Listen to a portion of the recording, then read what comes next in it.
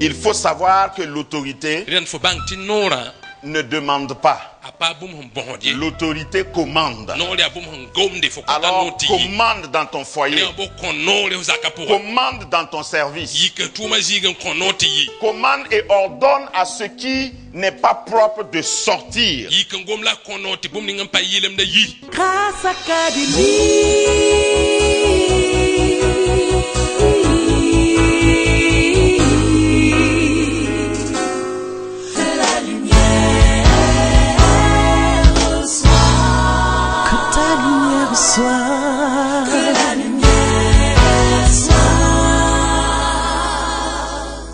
Le but de Dieu en te sauvant, c'est pas pour que tu ailles seulement au ciel.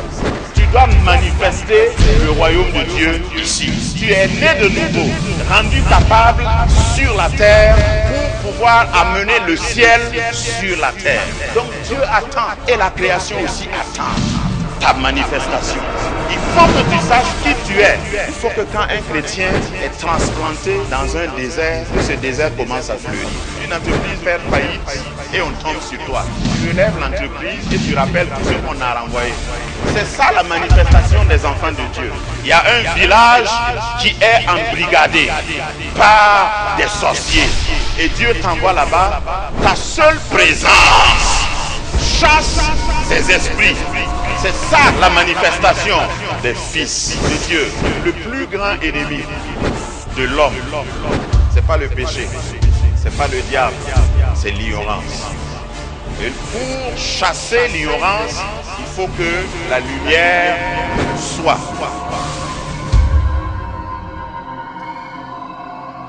Nous allons continuer à parler de notre pouvoir, notre autorité en Christ. Ceci est la 4e partie de la série que nous avons commencé sur le trousseau de clés de succès.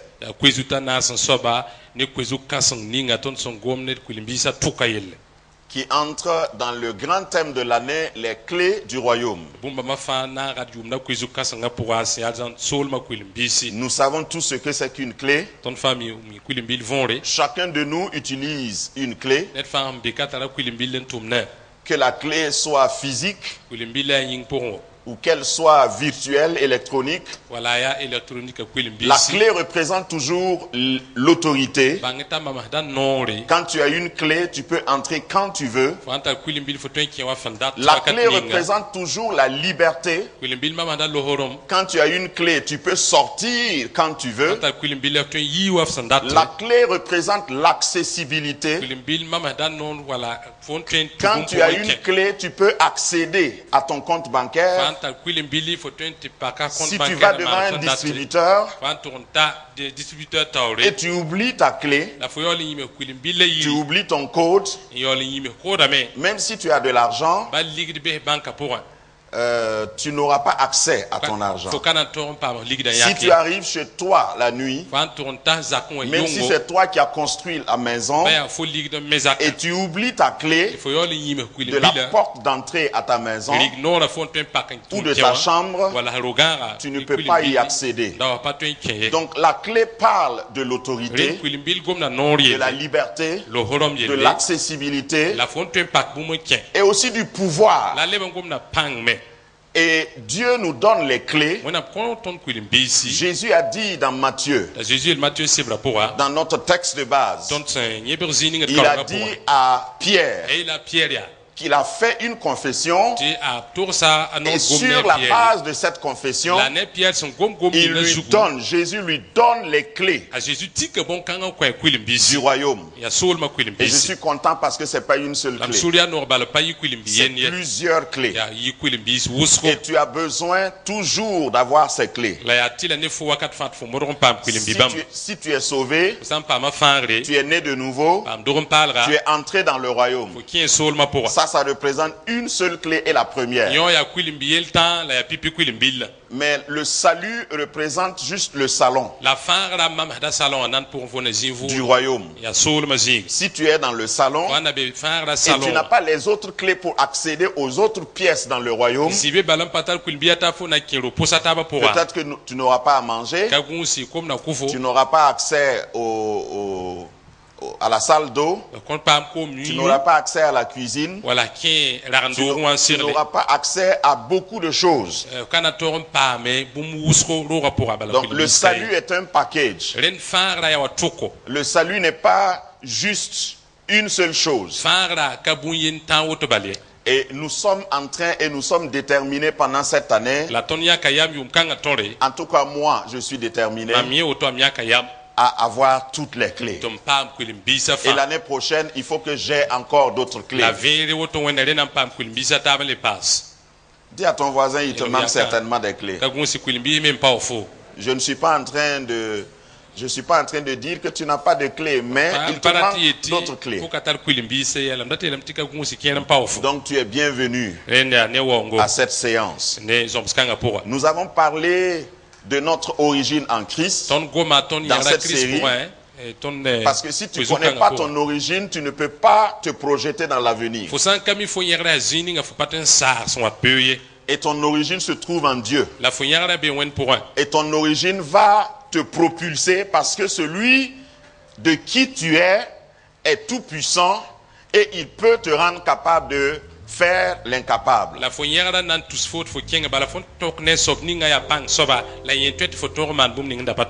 Donc je te rappelle que tu n'es pas né d'un salamandre.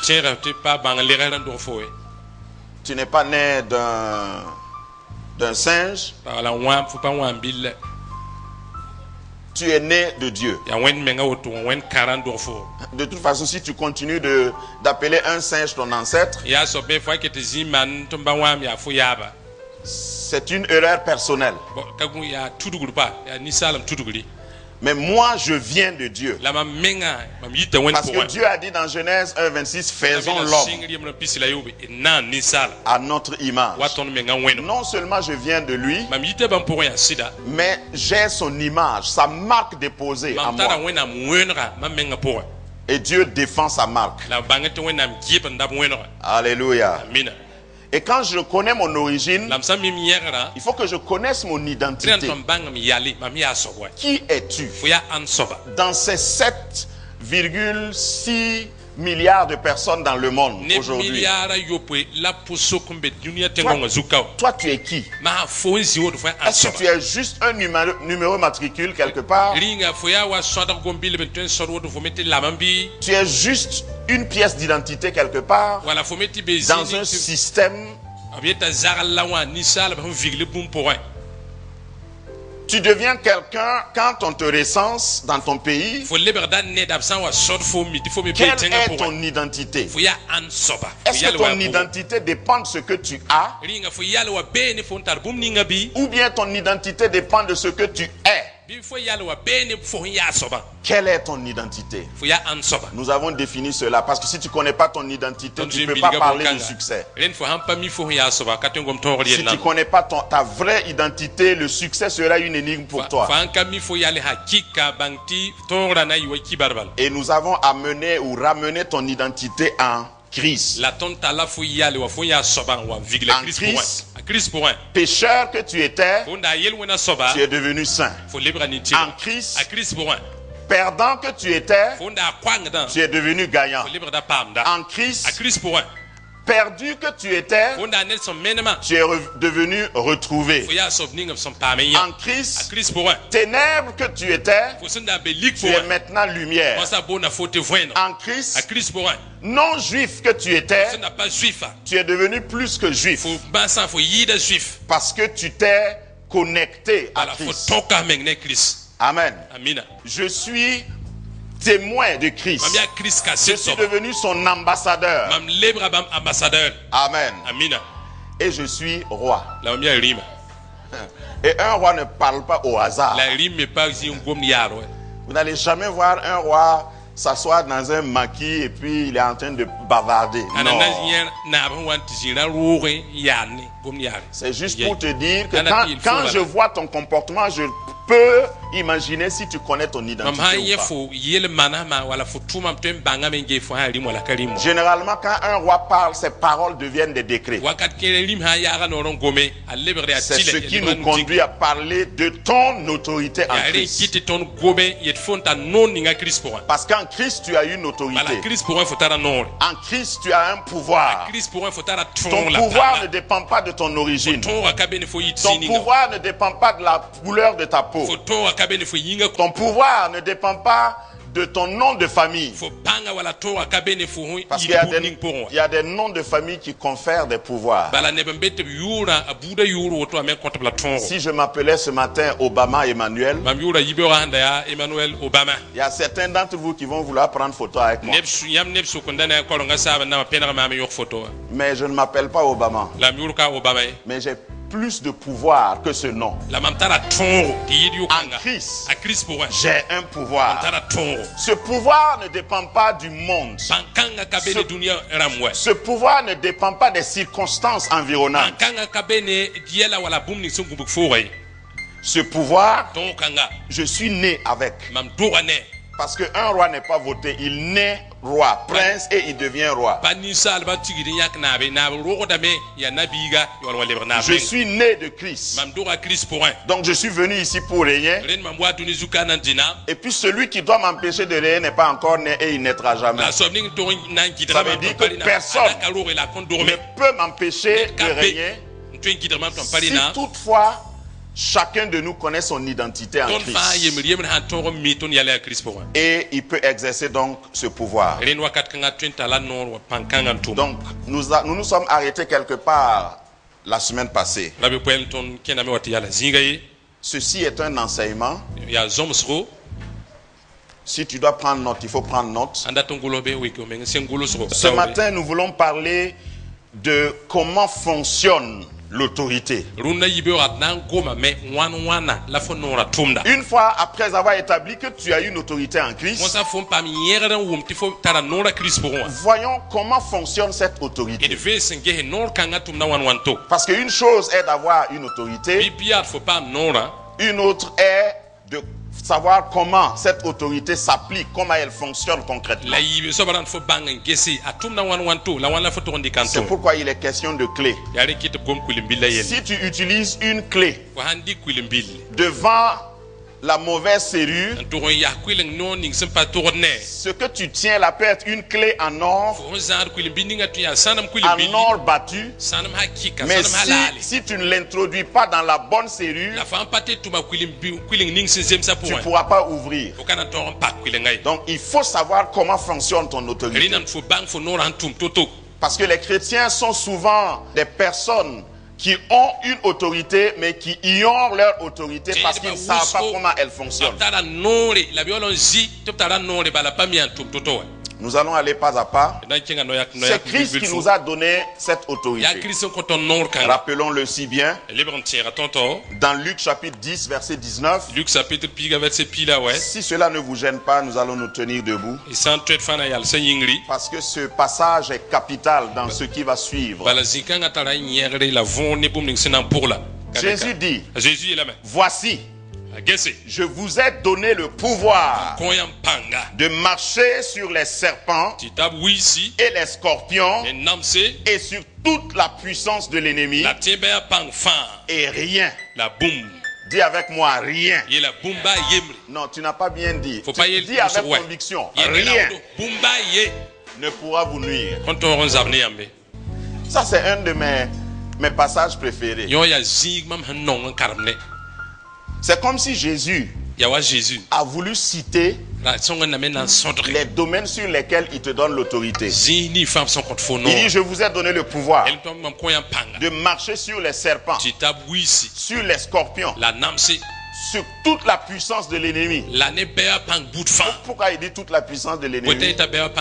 Parce qu'il ne peut pas tout citer. Quelles que soient même les nouvelles inventions pour t'attaquer de la part de l'ennemi, ces nouvelles inventions de l'ennemi, les nouvelles stratégies de l'ennemi font partie de toute la puissance de l'ennemi. Je voudrais t'annoncer pour ton information. Quand on dit toute la puissance de l'ennemi, c'est parce que Jésus avait déjà tout évalué. Et il a arraché toute cette puissance des mains de l'ennemi. C'est pourquoi il peut dire toute la puissance de l'ennemi. Et comme le diable ne fait plus des bébés, depuis que Jésus l'a vaincu, c'est fini. Ça te fait pas plaisir, hein? C'est-à-dire il ne peut pas inventer encore quelque chose. C'est toi peut-être qui vas penser qu'il y a une nouvelle puissance, une nouvelle stratégie dans le monde des ténèbres. Sinon Jésus a tout conquis. Il a vaincu toute la puissance de l'ennemi. Et maintenant, il te confère ce pouvoir. Voilà, s'il faut en parler, la source de ton pouvoir. Je voudrais aller étape par étape. Et nous allons voir un premier point. Nous allons parler de l'aspect de l'autorité. L'autorité ne demande pas, l'autorité commande. Ça, c'est la nature de l'autorité. Sur tous les plans. Et cela s'applique sur le plan spirituel également. Quand Dieu te donne l'autorité, si tu as l'autorité, il faut savoir que tu ne dois plus négocier avec certaines choses. Amen. Tu dois parler. Tu dois commander. Tu ne dois pas négocier. Si tu es en présence d'un démon, qu'est-ce que tu dois faire? Chasser. Il n'y a pas d'autre tournure. Tu ne dois pas dire au démon, attends, je viens. Au fait, Jésus n'a pas dit qu'il va nous aider à chasser les démons. Non. Il a dit, il nous a donné le pouvoir pour chasser les démons. Grâce Académie, une vision, une plateforme, un cadre d'expression et d'épanouissement pour tout l'homme. Une ambassade du royaume de Dieu, un peuple d'adorateurs, un centre multiracial, une église sans cloison avec pour seule passion vivre la réalité de l'évangile de Jésus-Christ. Grâce Académie, une voix prophétique et une vision pour sa génération. Situé à Ouagadougou, à 700 mètres de l'ambassade des États-Unis, côté Est. Grâce Académie.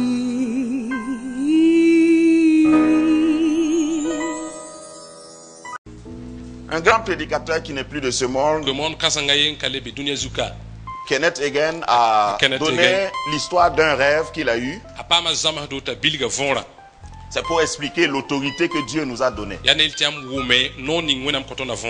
Il a dit qu'il était comme dans une vision et il priait.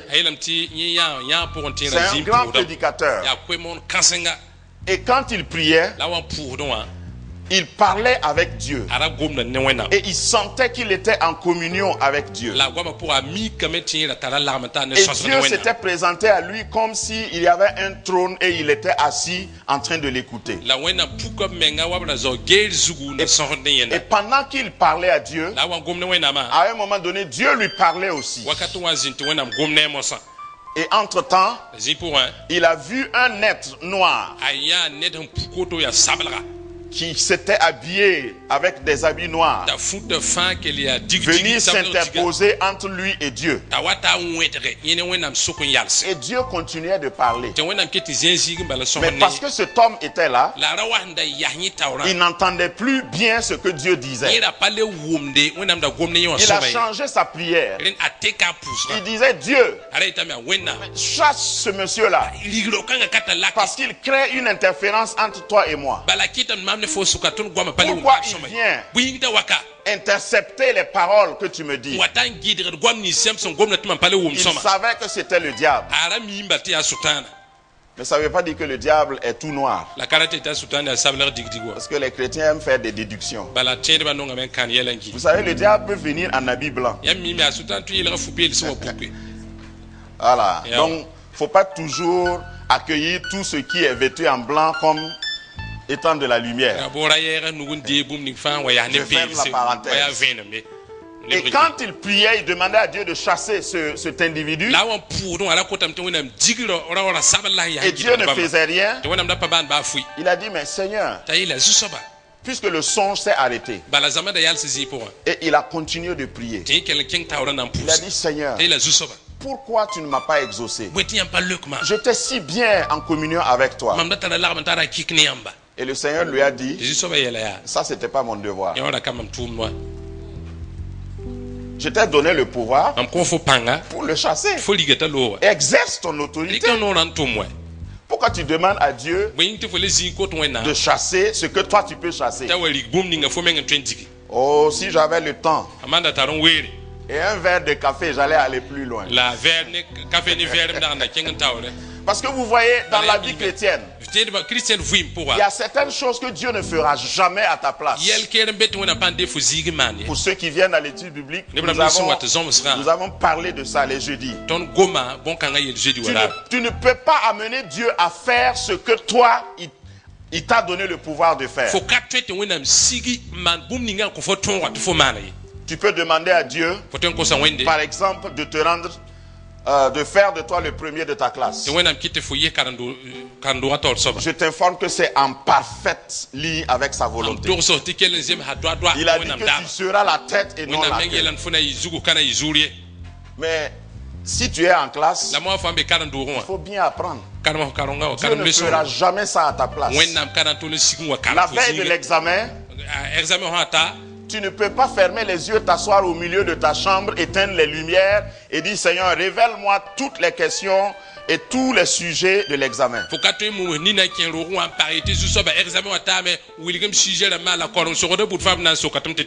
que soit ta façon de prier, quelle que soit ta position de prière, Dieu ne te révélera pas ça. Donc il y a des choses que toi tu dois faire. Et il y a d'autres choses que Dieu fait automatiquement. Parce que tu es son enfant.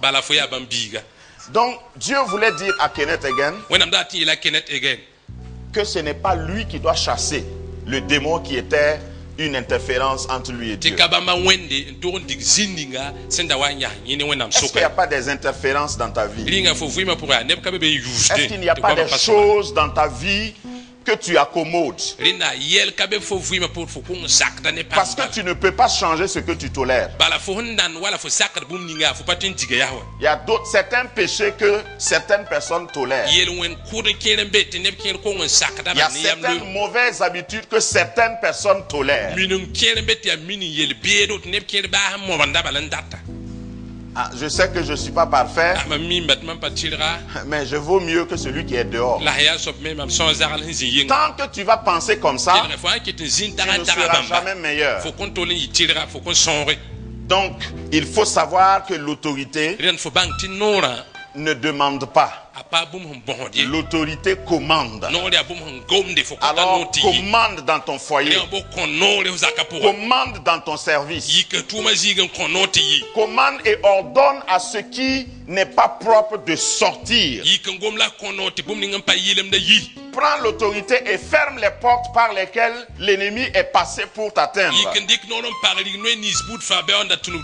Parce que tu as reçu autorité. C'est non négociable. Alléluia. Ensuite, il faut savoir que l'autorité est exercée par la foi en l'œuvre parfaite de Christ. Romains chapitre 8, à partir du verset 35, le verset 37 et 38 nous affirme ce que l'œuvre de Christ nous a conféré. L'apôtre Paul dit ici, verset 35, qui nous séparera de l'amour de Christ? Sera-ce la tribulation, ou l'angoisse, ou la persécution, ou la faim, ou la nudité, ou le péril, ou l'épée? Au verset 37, il dit, dans toutes ces choses, nous sommes plus que vainqueurs par celui qui nous a aimés. Car j'ai l'assurance. Vous vous demandez certainement pourquoi je parle avec assurance. Voilà pourquoi. J'ai l'assurance que ni la mort, ni la vie, ni les anges, ni les dominations, ni les choses présentes, ni les choses à venir, ni les puissances, ni aucune autre créature ne peut me séparer de l'amour de Dieu manifesté en Jésus-Christ. Donc après tout ce qui a été cité, si tu as encore de l'imagination pour dire qu'on a omis quelque chose, toi-même on doit te délivrer. Parce que tout est compris ici. Rien. Il a commencé par l'épée, la tribulation, l'angoisse, la persécution, la faim, la nudité, le péril. C'est-à-dire ce que les hommes peuvent faire, ce que les circonstances peuvent apporter. Quand une épée vient contre toi, l'épée ne vient pas seule. Donc ça c'est l'œuvre des hommes. Ça parle de tes ennemis, les ennemis humains. Quand la tribulation arrive, c'est des circonstances, c'est des événements de la vie. Quelquefois c'est pas quelqu'un qui contrôle, c'est des concours de circonstances. Quand on parle de persécution, ça vient de l'homme, et ça peut venir aussi des circonstances. Ça peut venir de certaines autorités humaines. Tout cela, ça c'est la première catégorie sur laquelle l'œuvre de Christ a triomphé. Ensuite, dans le domaine spirituel, j'ai l'assurance que ni la mort, parce que le dernier ennemi de tout homme et le plus grand ennemi de tout homme, c'est la mort. La mort n'a pas peur d'un soldat. La mort n'a pas peur d'un soldat qui tient un bazooka. La mort n'a pas peur d'un grand président. La mort n'a pas peur d'un grand avocat, d'un grand procureur. Tu ne peux pas prendre un décret et condamner ou annuler la mort. Donc la mort même ne peut pas me séparer de l'amour de Dieu.